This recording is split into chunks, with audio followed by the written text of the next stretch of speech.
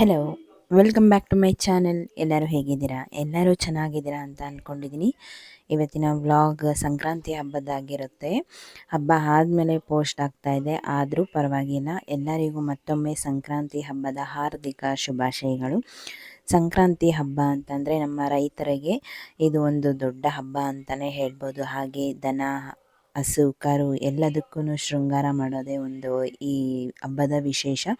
ರೈತರು ಎಲ್ಲ ಕೊಯ್ಲೆಲ್ಲ ಮುಗಿಸಿ ಕಣ ಎಲ್ಲ ರಾಗಿ ಕಾಳು ಎಲ್ಲ ಏನು ಒಂದೊಟ್ಟಿಗೆ ಸೇರಿಸ್ಬಿಟ್ಟು ಅದಕ್ಕೆ ಪೂಜೆ ಮಾಡೋದಿದೆಯಲ್ಲ, ಈ ಹಬ್ಬ ತುಂಬ ವಿಶೇಷ ಅಂತಲೇ ಹೇಳ್ಬೋದು. ಈ ಹಬ್ಬನ ನಮ್ಮ ರೈತರಿಗೆ ಒಂದು ಅರ್ಪಣೆ ಅಂತಲೇ ಹೇಳ್ಬೋದು. ನಮ್ಮ ಮನೆಯಲ್ಲೂ ಅಷ್ಟೇ, ಎಲ್ಲರೂ ಅಂದರೆ ಮನೇಲಿ ಹಸು ಇರೋದೆಲ್ಲ ನಿಮಗೆಲ್ಲ ಗೊತ್ತಿರೋದೆ ಅಲ್ವಾ. ಬೆಳಗ್ಗೆನೇ ಹಸು ಎಲ್ಲ ತೊಳೆದು ಅವುಗಳಿಗೆ ಶೃಂಗಾರ ಎಲ್ಲ ಮಾಡಿದ್ರು. ಬೈ ಮಿಸ್ಟೇಕ್ ನಾನು ಅದನ್ನು ವಿಡಿಯೋ ಮಾಡೋಕ್ಕಾಗಲಿಲ್ಲ. ನಾನು ರಂಗೋಲಿ ಹಾಕ್ತಿದ್ದೆ ಅಲ್ವಾ, ಹಂಗಾಗಿ ಹಸು ಎಲ್ಲ ತೊಳೆದು ಕರ್ಕೊಂಡು ಹೋಗ್ಬಿಟ್ಟಿದ್ರು. ಚಾರ್ವಿಗೆ ಅವಳಿಗೂ ಪಾಪ ಐಡಿಯಾ ಬರಲಿಲ್ಲ, ಅದನ್ನು ವಿಡಿಯೋ ಮಾಡ್ಬೇಕನ್ಬಿಟ್ಟು ಮಿಸ್ ಆಗಿಬಿಡ್ತು. ನನಗೆ ತುಂಬ ಬೇಜಾರಾಗ್ತಾಯಿದೆ. ಈ ವಿಡಿಯೋದಲ್ಲಿ ಒಂದು ಕ್ಲಿಪ್ಪು ಇಲ್ವಲ್ಲ ನಮ್ಮ ಹಸುಗಳದ್ದು ಅಂತ ಹೇಳ್ಬಿಟ್ಟು. ರಂಗೋಲಿ ಎಲ್ಲ ಹಾಕಿದ್ದೀನಿ. ಹೇಗಿದೆ ರಂಗೋಲಿ ಅಂತೇಳಿ ನನಗೆ ಕಾಮೆಂಟ್ ಸೆಕ್ಷನಲ್ಲಿ ತಿಳಿಸಿ. ನೀವು ಯಾವ ರೀತಿ ಎಲ್ಲ ಹಬ್ಬ ಮಾಡಿದ್ರಿ ಅಂತೇಳಿ ನನಗೆ ಕಾಮೆಂಟ್ ಸೆಕ್ಷನಲ್ಲಿ ತಿಳಿಸೋದು ಮಾತ್ರ ಮರಿಬೇಡಿ. ಹಾಗೆ ಬನ್ನಿ, ಈಗ ವ್ಲಾಗನ್ನು ಕಂಟಿನ್ಯೂ ಮಾಡೋಣ. ಎಲ್ಲರಿಗೂ ಮತ್ತೊಮ್ಮೆ ಶುಭಾಶಯ ಕೋರ್ತಾ ಇದ್ದೀನಿ. ಯಾಕಂದರೆ ವರ್ಷದ ಮೊದಲನೇ ಹಬ್ಬ ನಾವು.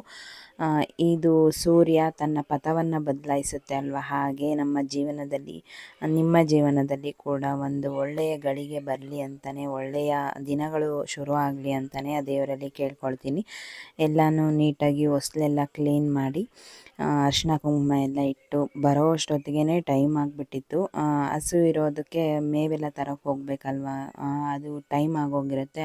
ನಮ್ಮ ಮಾವ ಎಲ್ಲ ಹಸುವಿಗೆ ತಡಿಯೋದೆಲ್ಲ ಕೆಲಸ ಮಾಡ್ತಾರಲ್ವ, ಬೆಳಗ್ಗೆನೇ 4 ಗಂಟೆಗೆ ಎದ್ದು ಎಲ್ಲ ಕೆಲಸ ಮಾಡ್ತಾರೆ. ಹಾಗಾಗಿ ಹಸಿವು ಆಗ್ತಾ ಇರುತ್ತೆ ಬೇಗ. ಹಾಗಾಗಿ ಬಂದಿದ್ದ ತಕ್ಷಣವೇ ದೋಸೆಯನ್ನು ಹಾಕ್ಕೊಡ್ತಾ ಇದ್ದೀನಿ.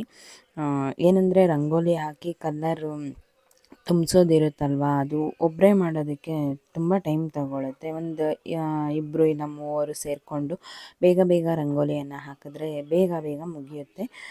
2 ಕೈ ಸೇರಿದ್ರೆ ಚಪ್ಪಾಳೆ ಅಂತಾರಲ್ವ, ಹಾಗಾಗಿ ಒಬ್ಬರೇ ಎಷ್ಟು ಅಂತ ಮಾಡೋಕ್ಕಾಗುತ್ತೆ ಅಲ್ವಾ.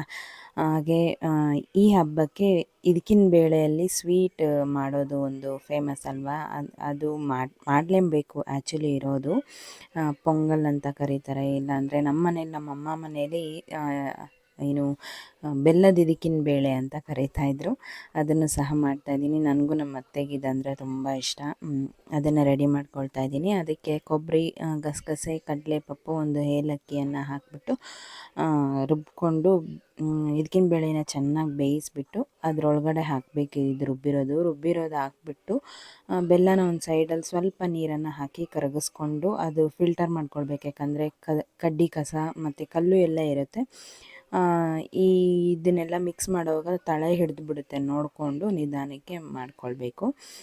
ಹಾಗೆ ಈ ಹಬ್ಬದ ವಿಶೇಷ ಏನು ಅಂತಂದರೆ ಗೆಣಸು, ಕಡಲೆಕಾಯಿ, ಅವರೆಕಾಯಿ ಎಲ್ಲ ಬೇಯಿಸೋದಲ್ವ, ಹಾಗಾಗಿ ನಾವು ಸಹ ಗೆಣಸು ಮತ್ತು ಕಡಲೆಕಾಯಿ, ಅವರೆಕಾಯಿ ಎಲ್ಲ ಬೇಯಿಸ್ತಾ ಇದ್ದೆ. ಹಾಗೆ ಎಳ್ಳು ಬೆಲ್ಲನೂ ತಂದುಬಿಟ್ಟಿದ್ರು, ರೆಡಿನೇ ಮಾಡಿರಲಿಲ್ಲ.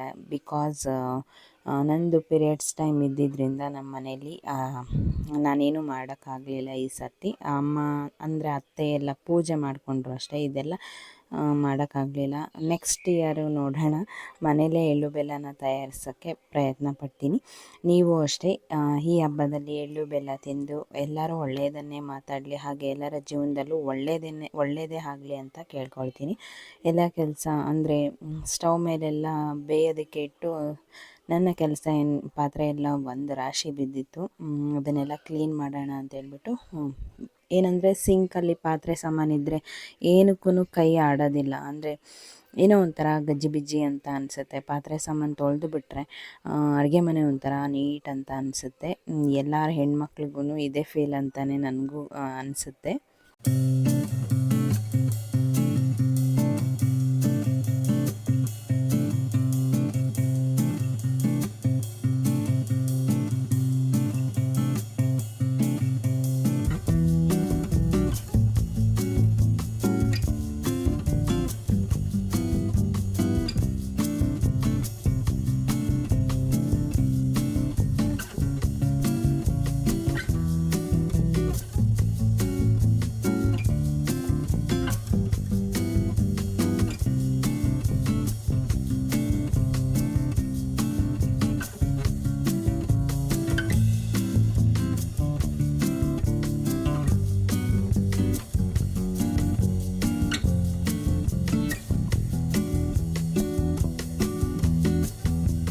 ಫೈನಲ್ ಆಗಿ ಪಾತ್ರೆ ಎಲ್ಲ ತೊಳೆದು ಮುಗಿಸಿ ಸಿಂಕೆಲ್ಲ ಕ್ಲೀನ್ ಮಾಡಿ ಈ ನಮ್ಮನೆ ರಾಜ್ಕುಮಾರಿನ ರೆಡಿ ಮಾಡೋಕ್ಕೆ ಬಂದೆ. ಸಂಕ್ರಾಂತಿ ಹಬ್ಬ ಅಂದರೆ ಹೆಣ್ಮಕ್ಳಿಗೆ ಒಂಥರ ಖುಷಿ ಅಲ್ವಾ. ಅವಳು ನನಗೆ ಒಂಥರ ಸ್ಟೈಲಿಶ್ ಆಗಿರೋ ಬಟ್ಟೆ ಕೊಡಮ್ಮ ಅಂತ ಹೇಳ್ಬಿಟ್ಟು ಕೇಳಿದ್ಲು. ಇವತ್ತು ಸಂಕ್ರಾಂತಿ ಹಬ್ಬ ಅಲ್ವಾ ಅಮ್ಮ, ಟ್ರೆಡಿಷ್ನಲ್ ಆಗಿ ರೆಡಿ ಆಗಬೇಕು ಅಂತ ಹೇಳ್ಬಿಟ್ಟು ಅವಳಿಗೆ ಕನ್ವಿನ್ಸ್ ಮಾಡೋದಿದೆಯಲ್ಲ ಈಗಿನ ಕಾಲದ ಮಕ್ಳಿಗೆ. ನಿಜವಾಗ್ಲೂ ನಮಗೆ ಯಾವುದೋ ಒಂದು ಜೊತೆ ಹೊಸ ಬಟ್ಟೆ ಕೊಡಿಸಿದ್ರೆ ಸಾಕಪ್ಪ ಅಂತ ನಾವು ಚಿಕ್ಕ ಮಕ್ಕಳಿದ್ದಾಗ ಹಂಗೆ ಅನ್ನಿಸ್ತಿತ್ತು. ಈಗಿನ ಕಾಲದ ಮಕ್ಕಳಿಗೆ ಇದೇ ಬೇಕು ಅದೇ ಬೇಕು ಅಂತೇಳಿ ಅವ್ರ ಮೈಂಡಲ್ಲಿ ಇದೆಯಲ್ಲ, ನಿಜವಾಗ್ಲೂ ನಾವು ಅವರನ್ನು ಸಂಭಾಳಿಸೋದಿದೆಯಲ್ಲ, ನಮ್ಮ ಅಪ್ಪ ಅಮ್ಮ ನಮ್ಮನ್ನೆಲ್ಲ ಹೇಗೆ ಸಾಕ್ಬಿಟ್ರೋ, ಇಷ್ಟು ದೊಡ್ಡವ್ರು ಮಾಡಿದ್ರು ಅಂತ ಅನಿಸುತ್ತೆ. ಇವಾಗಿನ ಮಕ್ಕಳನ್ನ ನಾವು ಸಾಕೋದಿದೆಯಲ್ಲ, ಸಾಕೋದು ಪ್ರಶ್ನೆ ಅಲ್ಲ, ಏನೋ ಒಂದು ಕಷ್ಟಪಟ್ಟು ದುಡಿದು ನಾವು ಅವರನ್ನು ಇದು ಮಾಡ್ತೀವಿ. ಬಟ್ ಅವರ ಏನು ಡಿಮ್ಯಾಂಡ್ಸ್ ಇದೆಯಲ್ಲ, ಅದನ್ನು ನಾವು ನಿಜವಾಗ್ಲೂ ಅದು ಒಳ್ಳೆಯದು ಕೆಟ್ಟದು ಅಂತ ತಿಳಿಸಿ ಹೇಳೋದೇ ನಮಗೆ ಒಂದು ದೊಡ್ಡ ತಲೆನೋವು ಅಂತಲೇ ಹೇಳ್ಬೋದು. ಫೈನಲಾಗಿ ಅವಳಿಗೆ ನಮ್ಮ ಅತ್ತೆ ಅಂತಿದ್ರು, ಎಷ್ಟು ಚೆನ್ನಾಗಿ ಬಂದಿದೆ ಜಡೆ, ಇಷ್ಟುದ್ದ ಬಂದಿದೆಯಾ ಕೂದಲು ಇವಳಿಗೆ ಅಂತ ಅನ್ನಿಸ್ತು. ಬಟ್ ನನಗೂ ಅಂತ ಅನ್ನಿಸ್ತು. ಅವಳಿಗೆ ಮುಂದೆ ಎಲ್ಲ ಶಾರ್ಟಾಗಿದೆ ಕೂದಲು, ಆದ್ರೂ ಎಷ್ಟು ಚೆನ್ನಾಗಿ ಜಡೆ ಬಂದಿದೆ, ಎಷ್ಟು ಕ್ಯೂಟಾಗಿ ಕಾಣಿಸ್ತಿದ್ಲು ಅಂತಂದರೆ ಹೆತ್ತವ್ರಿಗೆ ಹೆಗ್ಣ ಮುದ್ದು ಅಂತಾರಲ್ವ, ಹಾಗೆ ನಮ್ಮ ಮಕ್ಕಳು ನಮಗೆ ಮುದ್ದು. ಬೇರೆಯವ್ರಿಗೆ ಎಷ್ಟೋ ಜನ ಯಾಕೆ ನಿಮ್ಮ ಮಗಳು, ನೀವು ನೋಡಿದ್ರೆ ನೀವು ನಿಮ್ಮ ಮನೆಯವ್ರು ನೋಡಿದ್ರೆ ನಾರ್ಮಲಾಗಿ ಫೇರ್ ಇದ್ದೀರಾ, ಬಟ್ ಇವಳು ತುಂಬ ಡಾರ್ಕ್ ಇದ್ದಾಳಲ್ಲ ಅಂತ ಕೇಳ್ತಾ ಇರ್ತಾರೆ. ಗೊತ್ತಿಲ್ಲ, ಅದಕ್ಕೂ ಒಂದು ಸ್ಟೋರಿ ಇದೆ, ಹೇಳ್ತೀನಿ. ನಾನು ಅವಳನ್ನ ರೇಗಿಸ್ತಾ ಇದ್ದೆ, ಅಲ್ಲೊಂದಿಲ್ಲ ಎರಡು, ಇಲ್ಲಾಂದಿದ್ರೆ ಇನ್ನೂ ಚೆನ್ನಾಗಿರ್ತಿದ್ದೆ ಅಂತ. ಅದಕ್ಕೆ ನನ್ನನ್ನೇ ಮುದ್ದು ಮಾಡ್ತಿದ್ಲು. ಅಮ್ಮ ಹಂಗೆಲ್ಲ ಅನ್ಬೇಡಮ್ಮ ಅಂತ ಹೇಳ್ಬಿಟ್ಟು. ತುಂಬ ಏನೋ ತೀಟೆ ಮಾಡ್ತಾಳೆ, ತುಂಬ ಒಂಥರ. ಅವಳಿದ್ದರೆ ಒಂದು 10 ಜನ ಮಕ್ಕಳಿದ್ದಂಗೆ ನಮ್ಮ ಮನೇಲಿ. ನನ್ನ ಮಗಳು ಅಷ್ಟು ಆಟ ಆಡ್ತಿರೋ ಇಲ್ಲ ಗೊತ್ತಿಲ್ಲ, ಬಟ್ ನಮ್ಮತ್ತೆ ಚಾರ್ವಿ ಅಂತೂ ತುಂಬ ಫ್ರೆಂಡ್ಸ್ ಥರ, ಏನು ಟಾಮ್ ಆ್ಯಂಡ್ ಜೆರ್ರಿ ಥರ, ಏನಾದರೂ ಒಂದೊಂದು ತೀಟೆ ಮಾಡ್ಕೊಂಡು ಆಟ ಆಡ್ತಾಯಿರ್ತಾರೆ. ಫೈನಲಾಗಿ ಅವಳಿಗೆಲ್ಲ ನಿಜ ನನಗೆ ಗೊತ್ತಿಲ್ಲ, ಅಂದರೆ ಮರೆತೋಗಿರ್ತೀನಿ ಇಂತಿಂಥ ಮೇಕಪ್ ಮಾಡಬೇಕು ಅಂದ್ಬಿಟ್ಟು. ಬಟ್ ಅವಳೇ ಕೇಳಿ ಅಮ್ಮ ಇದು ಮಾಡು, ಆ ಥರ ಮೇಕಪ್ ಹಾಕು, ಐಲೈನರ್ ಹಾಕು, ನನಗೆ ಐ ಶ್ಯಾಡೋ ಹಾಕು. ಸಂಕ್ರಾಂತಿಯ ಆರ್ಥಿಕ ಶುಭಾಶಯಗಳು. ಎಲ್ಲರಿಗೂ ಮಕರ ಸಂಕ್ರಾಂತಿಯ ಆರ್ಥಿಕ ಶುಭಾಶಯಗಳು. ಈ ರೀತಿ ಎಲ್ಲ ಮೇಕಪ್ಪನ್ನು ಅವಳೇ ಕೇಳಿ ಹಾಕಿಸ್ಕೊತಾ ಇದ್ಲು. ನನ್ನ ಮಗಳ ಕಡೆಯಿಂದನೂ ನಿಮಗೆ ಮಕರ ಸಂಕ್ರಾಂತಿ ಹಬ್ಬದ ಹಾರ್ದಿಕ ಶುಭಾಶಯಗಳು ಅಂತ ಮತ್ತೆ ಹೇಳ್ತಾ ಇದ್ದೀನಿ. ಬೆಲ್ಲದ ಇದಕ್ಕಿನ ಬೇಳೆ ಎಲ್ಲ ಮಾಡಿದೆ, ಸ್ವಲ್ಪ ತೆಳು ಆಗಿಬಿಟ್ಟಿತ್ತು. ಲಾಸ್ಟ್ ಟೈಮ್ ಒಂದು ಸತಿ ಮಾಡಿದ್ದೆ, ತುಂಬ ಗಟ್ಟಿ ಆಗಿಬಿಟ್ಟಿತ್ತು. ಹಾಗೆ ಇವತ್ತು ಸ್ವಲ್ಪ ತೆಳುವಾಗಿ ಮಾಡೋಣ ಅಂದ್ಬಿಟ್ಟು ಮಾಡಿದೆ, ಅದು ಫುಲ್ ತೆಳು ಆಗಿಬಿಡ್ತು. ಹಾಗೆ ನನಗೆ ಹೇರ್ ಪ್ಯಾಕ್ಗೆ ಅಂಥೇಳಿ ಅಲೋವೆರಾ ಮತ್ತು ಮೊಸರನ್ನು ಹಾಕ್ಕೊಳ್ತಾ ಇದ್ದೀನಿ. ಇವನ್ ನಾನು ಏನು ಆಪ್ರೇಷನ್ ಆಗಿ ಇಷ್ಟು ಒಂದು 3 months ಆಗ್ತಾ ಬಂತು. ನಿಜ ನಾನು ಒಂದು ಫೇಸ್ ಪ್ಯಾಕು, ಒಂದು ಹೇರ್ ಪ್ಯಾಕು ಏನೂ ಹಾಕ್ಕೊಂಡಿಲ್ಲ. ತುಂಬ ಲೇಝಿ ಆಗಿಬಿಟ್ಟಿದ್ದೀನ, ಇಲ್ಲ ಏನೋ ಒಂಥರ ಏನು ನನ್ನ ಬಗ್ಗೆ ನಾನೇ ಕೇರ್ ಮಾಡದೆ ಆಗೋಗ್ಬಿಟ್ಟಿದ್ದೆ. ತುಂಬ ಹೇರೆಲ್ಲ ಡ್ರೈ ಆಗಿಬಿಟ್ಟಿತ್ತು. ಅದಕ್ಕೋಸ್ಕರ ಒಂದು ಸ್ವಲ್ಪ ಅಲೋವೆರಾ ಇದೆ, ಮನೇಲೇ ಇದೆ, ಫ್ರೆಶ್ ಅಲೋವೆರಾ ತಗೊಂಡು ಅದರಲ್ಲಿ ಒಂದು ವೈಟ್ ತಗೊಂಡು ಮತ್ತು ಮೊಸರು ಎಲ್ಲ ಮಿಕ್ಸ್ ಮಾಡಿ ತಲೆಗೆ ಹಾಕ್ಕೊಳ್ತಾ ಇದ್ದೀನಿ. ನಿಜ ಇದು ತುಂಬ ಒಂಥರ ಹೇರ್ಗೆ ಒಂದು ಮಾಯಿಶ್ಚರ್ ಸಿಗುತ್ತೆ. ಇದು ಹೇರ್ ತುಂಬ ಡ್ರೈ ಆಗೋರು ಇದು ಈ ರೀತಿ ಬಳಸಿ, ತುಂಬ ಚೆನ್ನಾಗಿರುತ್ತೆ. ಫೈನಲಿ ಎಲ್ಲ ಕೂದಲಿಗೆ ಹೇರ್ ಪ್ಯಾಕನ್ನು ಹಾಕ್ಕೊಂಡು ಅದನ್ನು ಸ್ವಲ್ಪ ಹೊತ್ತೇ ಬಿಟ್ಟೆ, ಒಂದು 1/2 hour ಬಿಟ್ಟೆ ಅಷ್ಟೇ. ನೀಟಾಗಿ ವಾಶ್ ಮಾಡಿಬಿಟ್ಟೆ.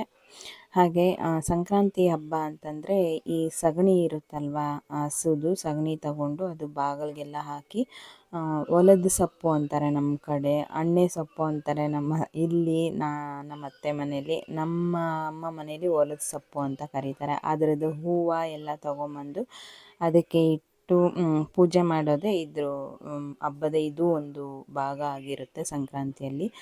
ತುಂಬ ಒಳ್ಳೆಯದು. ಆಮೇಲೆ ಸಗಣಿಯಲ್ಲಿ ಗಣೇಶ, ನಾವೆಲ್ಲ ಪಿಳ್ಳಾರಿ ಅಂತ ಕರೀತಾರೆ, ಕೆಲವರು ಗಣೇಶ ಅಂತಾರೆ, ಇನ್ನು ಬೇರೆ ಕಡೆ ಏನಂತಾರೆ ಗೊತ್ತಿಲ್ಲ ನನಗೆ. ನೀವು ಕಾಮೆಂಟ್ ಸೆಕ್ಷನಲ್ಲಿ ತಿಳಿಸ್ಬೋದು ನೀವು. ಸಗಣಿಯಲ್ಲಿ ಮಾಡ್ತಾರಲ್ವ ಗಣೇಶನ, ಅದನ್ನು ಏನಂತ ಕರಿತೀರ ಅಂತ ಹೇಳ್ಬಿಟ್ಟು.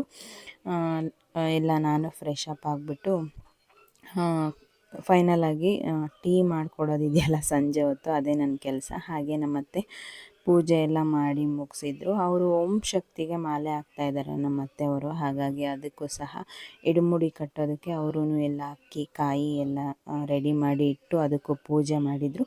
ಹಾಗೆ ಇನ್ನು ಅಯೋಧ್ಯೆಯಿಂದ ರಾಮನ ಅಕ್ಷತೆ ಬಂದಿದೆ. ನಿಮಗೆ ಯಾರಿಗೆಲ್ಲ ಸಿಕ್ಕಿದೆ ಅಂತೇಳಿ ನನಗೆ ಕಾಮೆಂಟ್ ಸೆಕ್ಷನಲ್ಲಿ ತಿಳಿಸಿ. ನನಗಂತೂ ತುಂಬ ಖುಷಿ ಆಗ್ತಾ ಇದೆ. ಇದಾಗಿತ್ತು ಸಂಕ್ರಾಂತಿ ಹಬ್ಬದ ವ್ಲಾಗ್ ಅಂತಲೇ ಹೇಳ್ಬೋದು. ಹೇಗೆ ಅನ್ನಿಸ್ತು ಅಂತೇಳಿ ಕಾಮೆಂಟ್ ಸೆಕ್ಷನಲ್ಲಿ ತಿಳಿಸಿ. ನಿಮ್ಮ ಪ್ರೀತಿ ಮತ್ತು ಪ್ರೋತ್ಸಾಹಕ್ಕೆ ಧನ್ಯವಾದಗಳು.